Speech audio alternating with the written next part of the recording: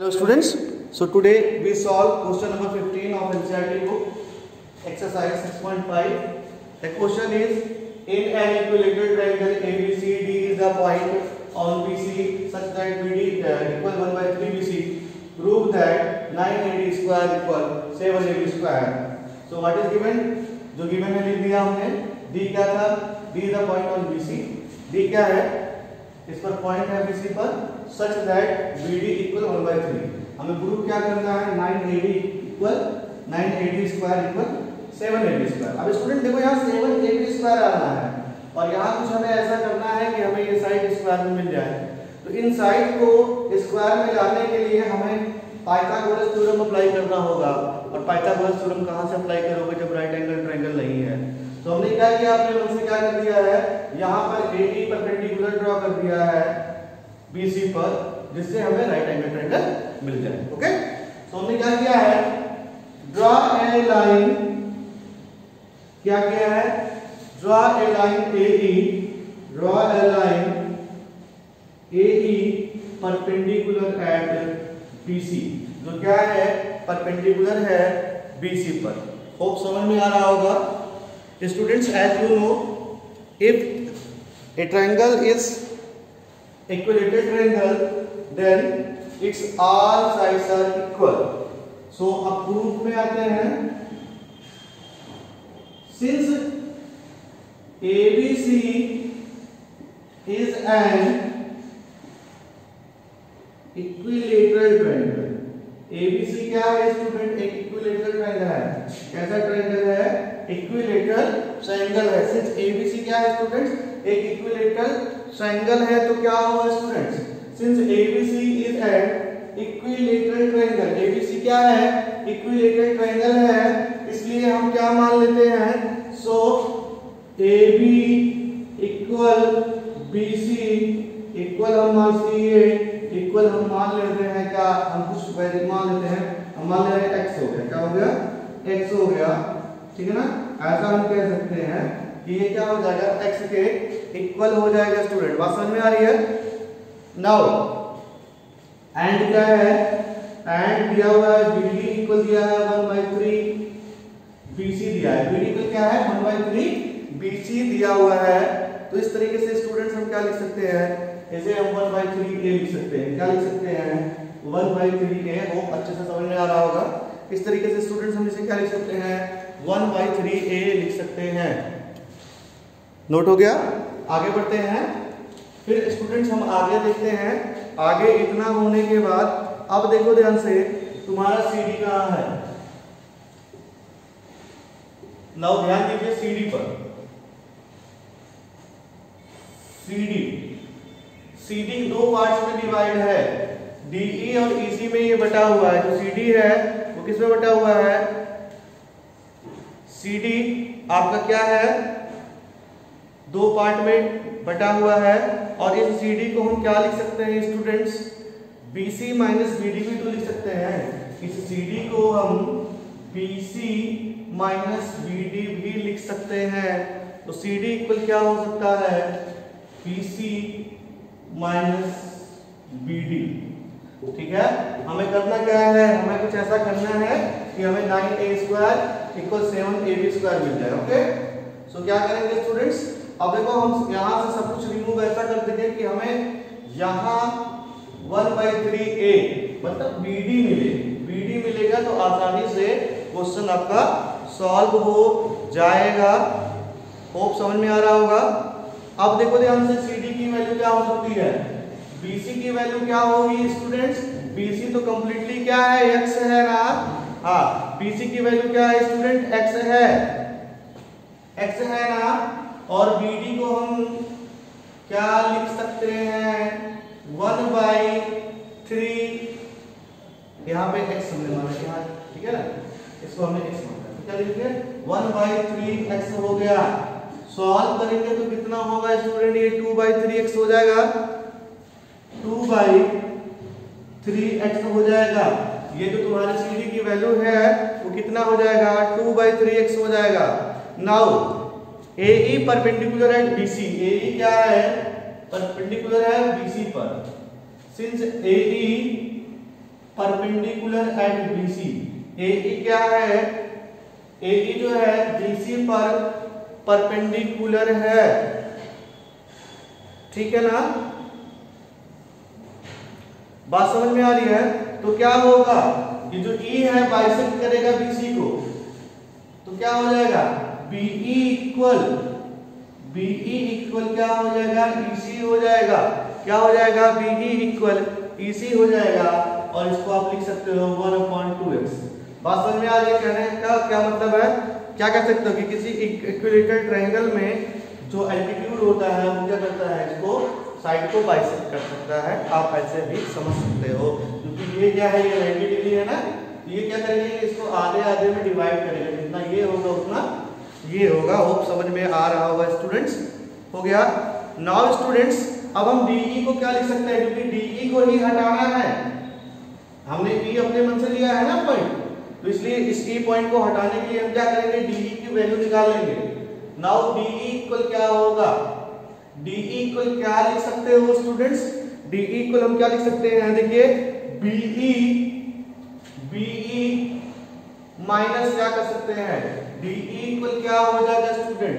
अगर पूरे BE में से अगर हम BD घटा दें, BE माइनस BD कर दें, अगर BE माइनस BD कर दें तो स्टूडेंट्स क्या होगा, ध्यान दीजिएगा। अगर हम इस पूरे BE में से BD घटा देंगे तो हमारे पास DE तो बचेगा, तो हम क्या करेंगे, हम यहाँ क्या लिख देंगे, क्या लिखेंगे स्टूडेंट्स, BE माइनस BD कर देंगे। क्या करेंगे, BE माइनस BD कर देंगे, BE minus BD, BE minus BD कर देंगे। अब देखो स्टूडेंट्स, हमें DE की वैल्यू क्या मिल रही है, आइए आगे बढ़ते हैं और देखो होगा क्या।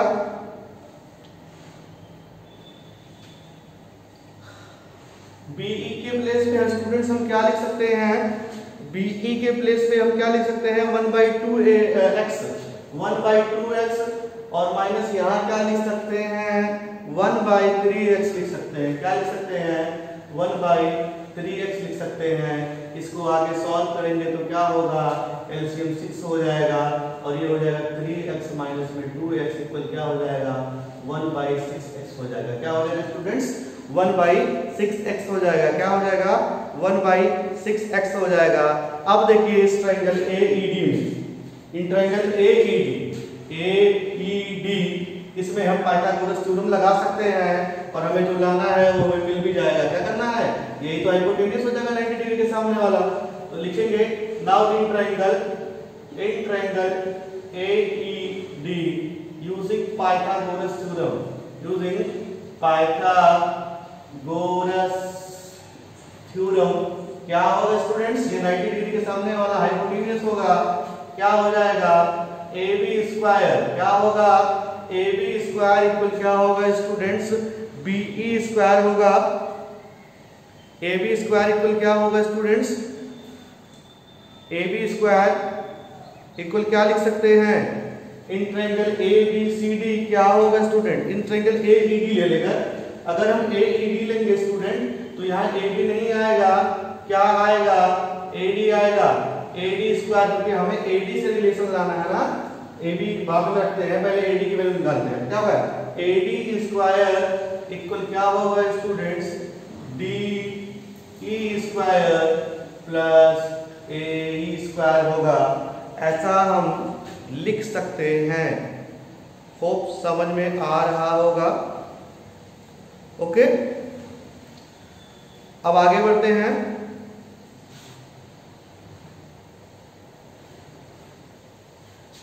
होप आपको समझ में आ रहा होगा। हमने क्या किया है, AD स्क्वायर इक्वल क्या हुआ, AE square plus DE square. Okay, अब आगे बढ़ते हैं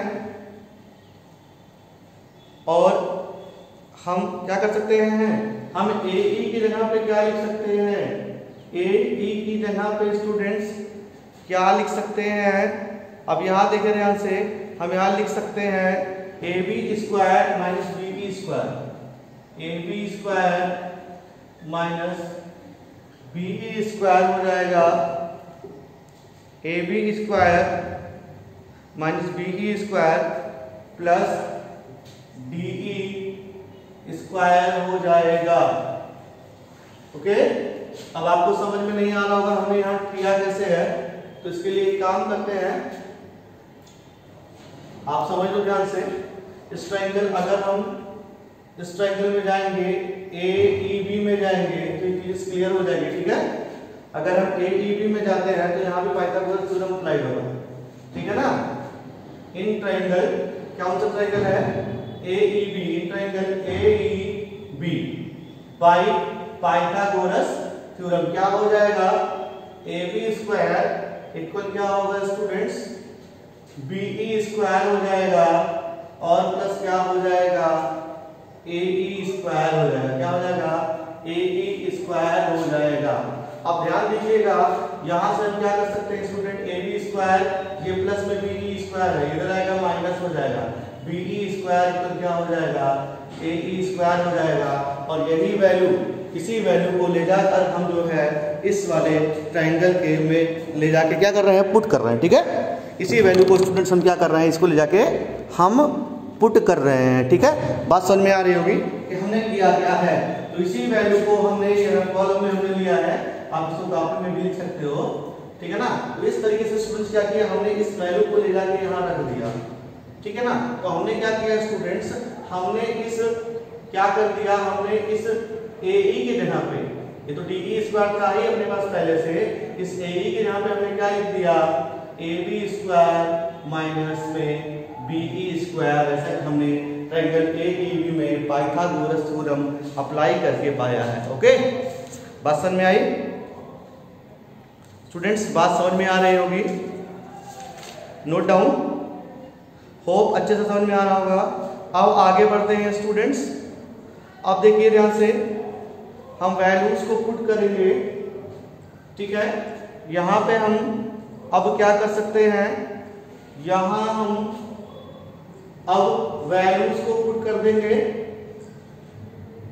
ठीक है ना, ध्यान देते हैं, चलिए क्या हो जाएगा, AB को पहले ले लें, इस AB को पहले ले लें और माइनस BE स्क्वायर बाद में ले लें